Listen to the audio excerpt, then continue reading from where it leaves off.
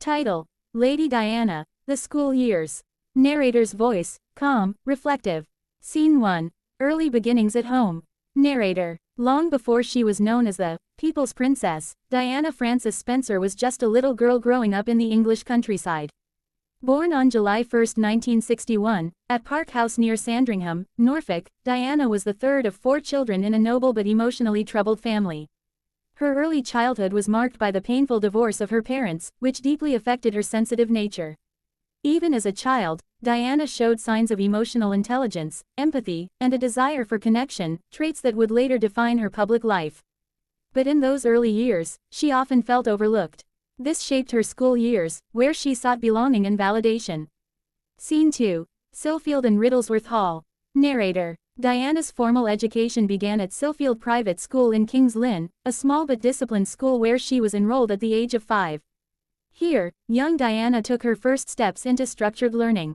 Teachers described her as shy, kind-hearted, and not particularly academic. She was more interested in music, dance, and helping other children than in mathematics or science.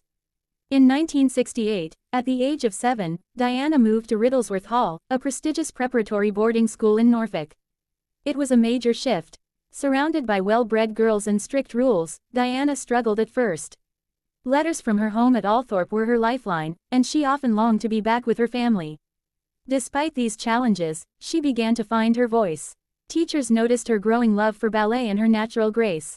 Diana wasn't the top of the class academically, but she had a quiet determination and a strong sense of empathy that made her popular among peers. Scene 3. West Heath Girls' School. Narrator: at age 12, Diana transferred to West Heath Girls' School in Kent. This would become the most defining stage of her education. West Heath was a more liberal boarding school that emphasized individual development. But for Diana, it was still a lonely place. She remained an average student. Her academic performance did not shine. She failed her O-levels twice, but her emotional and social intelligence blossomed. She became known for her helpful nature, always offering a listening ear or helping fellow students who felt homesick or sad.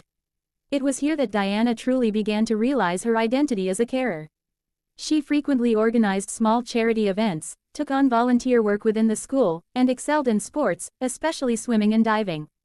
Her love for children also grew stronger during these years.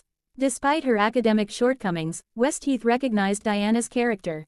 In her final year, she was awarded a special prize for exemplary service and contribution to school life. It was a recognition of her compassion, reliability, and kind heart. Scene 4. Finishing school in Switzerland. Narrator: after leaving West Heath, Diana was sent to the Institut Alpenvidimanet in Rougemont, Switzerland, a finishing school for young ladies of aristocratic background. There, girls were taught the social graces, cooking, sewing, skiing, etiquette, and languages. It was less about academic learning and more about grooming for high society. But Diana didn't enjoy her time there. Though she improved her French and became a skilled skier, she felt stifled by the social expectations placed on her. She longed for a more meaningful life, something beyond the constraints of upper-class rituals.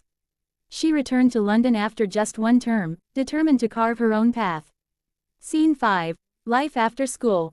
Narrator: back in London at the age of 17, Diana worked various low-profile jobs. She was a dance instructor for children, a nanny, and a kindergarten assistant. These roles weren't glamorous, but they reflected her passion, caring for others. Though her school life hadn't been academically outstanding, it had laid the emotional foundation for the woman she would become, a princess not by education or privilege but by heart.